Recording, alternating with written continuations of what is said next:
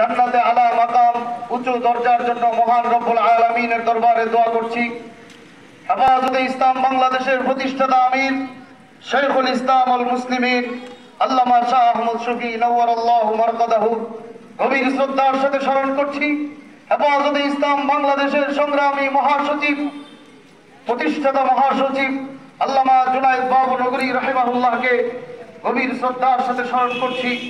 এদেশের গণমানুষের নেতা আল্লামা নূর হুসাইন কাসেমী রাহিমাহুল্লাহকে। সংগ্রামে উপস্থিতি 2008 সাল পরবর্তী সময় 2024 এই সময়ে এই আওয়ামী নির্যাতনে গৃহবন্দী অবস্থায় যিনি শাহাদাত বরণ করেছিলেন বাংলার সিংহ পুরুষ হযরত মাওলানা মুফতি ফজলুল হক আমিনী রাহিমাহুল্লাহকেও আজকের এই মঞ্চে দাঁড়িয়ে গভীর শ্রদ্ধার সাথে স্মরণ করতে চাই। সংগ্রামী উপস্থিতি, আজকে থেকে 2-5 দিন আগেও আমরা এইভাবে কথা বলতে স্বাধীন ছিলাম না। 2 তারিখ শুক্রবার ফুলপুর থানার ওসি তিরুনু তদন্ত ওসি ফুলপুর উপজেলার চেয়ারম্যান আমাকে বলেছিলেন, যদি আজকে তোমরা রাস্তায় বের হও তোমাদেরকে ডাইরেক্ট গুলি করা হবে। এই রেকর্ড আমার কাছে এখনো সংরক্ষিত আছে। আমি আজকে আপনারা কর্মবিরতিতে যান, যেতে পারেন, কিন্তু এই অর্ডার দেওয়ার ক্ষমতা আপনাকে কে দিয়েছিল আমার জিজ্ঞাসা আপনার কাছে। এবং শুক্রবার সম্ভবত 27 তারিখ 29 জুলাই শুক্রবার ফুলপুর বাসস্ট্যান্ড মসজিদে মাগরিবের নামাজ আদায় করি। মাগরিবের নামাজ পরবর্তী 6 জন পুলিশ ছাত্র জনতার ধাওয়া খেয়ে মসজিদে আশ্রয় নেয়। আমাকে বলে, হুজুর আমাদেরকে একটু বাঁচান, আমাদেরকে তো মেরে ফেলবে। আমি ইমাম সাহেবকে অনুরোধ করলাম, আপনার কামরাটা খুলে দিন, এরাও তো মানুষ, এদেরকে বাঁচানো দরকার।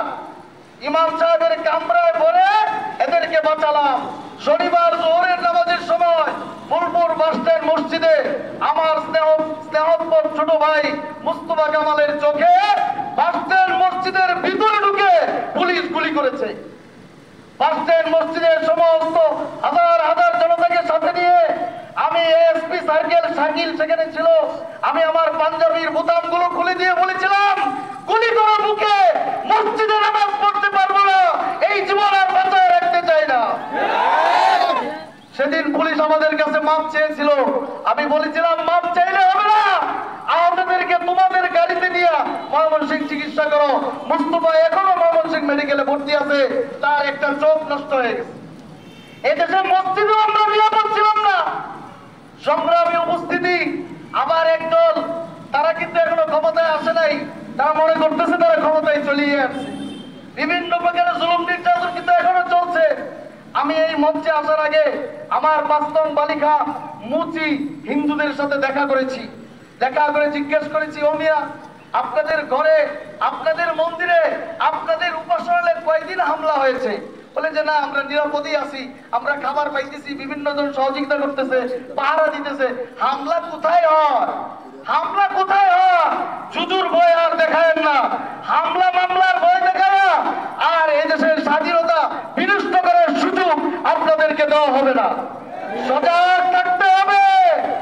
সামনে 15 আগস্টের নামে রাস্তায় আসলে এদের পা ভেঙে হাতে ধরে দিতে হবে, আর সুযোগ দেওয়া হবে না। 5ই মের কথা ভুলে যেতে বলেন, ওয়াজ করেন আমাদেরকে। এখনো আমি একজন হেফাজতের সাধারণ কর্মী, আমার 2 পা বিকল, এখনো উভয় হাঁটুতে গুলি আছে, গাড়ি ছাড়া 10 কদম হাঁটতে পারি না।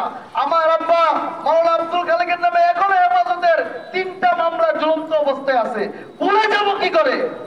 এজন্য হুঁশিয়ার করে দিতে চাই, যারা বিভিন্ন পর্যায়ে নৈরাজ্য সৃষ্টি করার চেষ্টা করছেন, ওলামায়ে কেরাম অতন্ত্র প্রহরী হয়ে উচিত জবাব সময় মতো দিবে ইনশাআল্লাহ। ধন্যবাদ সকলকে।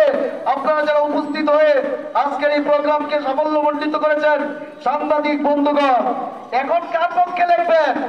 এখন তো এতদিন তো স্বৈরাচারকে তেল মালিশ করতেন, এখন নিজের বিবেক খুলে আপনি দেশ ও জনতার পক্ষে আপনার কলমকে চালান। এই কলম আপনাকে জান্নাতে নিয়ে যাবে ইনশাআল্লাহ। ওমা তাওফীক ইল্লা বিল্লাহ, নাসরুম মিনাল্লাহি ওয়া ফাতহুন করিম। বাংলাদেশ জিন্দাবাদ, হেফাজতে ইসলাম বাংলাদেশ জিন্দাবাদ।